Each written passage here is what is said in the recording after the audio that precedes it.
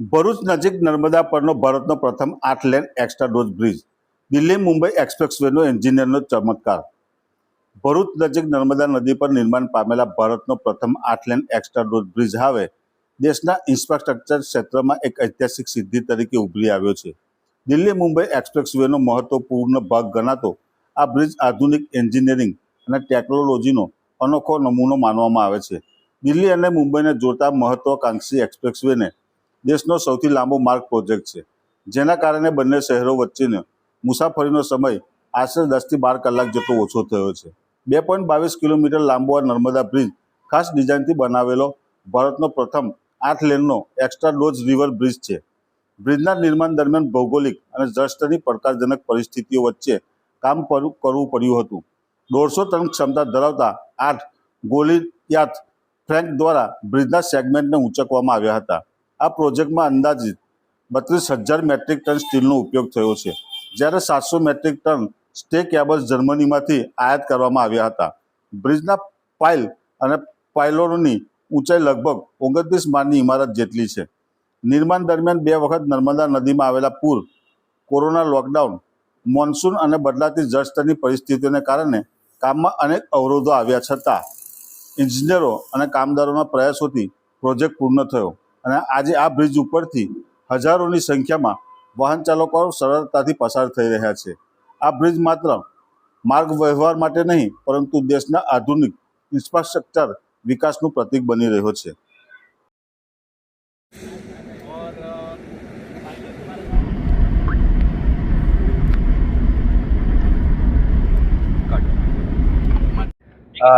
मेरा नाम अक्षरा होशिंग है। मैं एक ब्रिज डिज़ाइन इंजीनियर हूँ।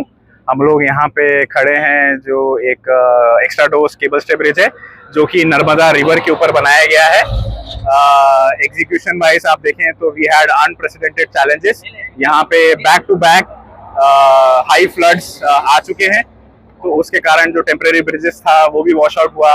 हमने 10 ईयर का फैक्टर भी लिया हुआ था जो प्रीवियस डेटा हमारे साथ था, but then exponentially high flood आया, then it was Covid time as well.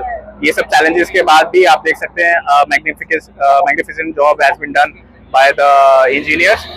ये एक्स्ट्रा डोज ब्रिज है which was the demand of the contract, उसके हिसाब से किया गया है। and this the length is 2.2 kilometers and ये navigational span 3 spans है हमारे पास जो कि 120 meters के हैं। इसमें segments जो थे 1250 ऑलमोस्ट सेगमेंट्स यूज किए गए हैं। इसके कारण जो दिल्ली मुंबई एक्सप्रेस वे है इसमें 10 से 12 घंटे कम कर दिए हैं रीच करने के लिए, which has boost the economic factor.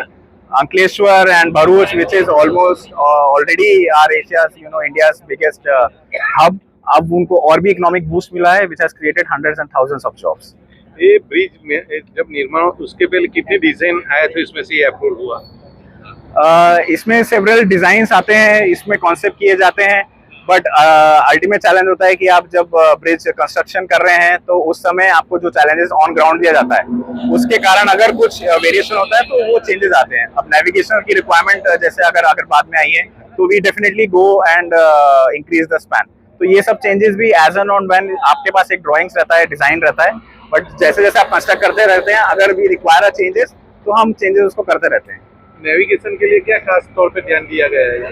Navigation spans में खासकर जो स्पैन की लेंथ होती है उस पर ध्यान दिया जाता है, क्योंकि हमें लेंथ ऑफ जैसे 120 मीटर का स्पैन है उसके कारण एक्स्ट्रा डोज ब्रिज आया, तो इसके कारण जितने भी यूजर्स हैं जो बोट के थ्रू ट्रैवल करना चाह रहे हैं तो बिना किसी हर्डल के they have a width that which they can travel, so it becomes easy for them.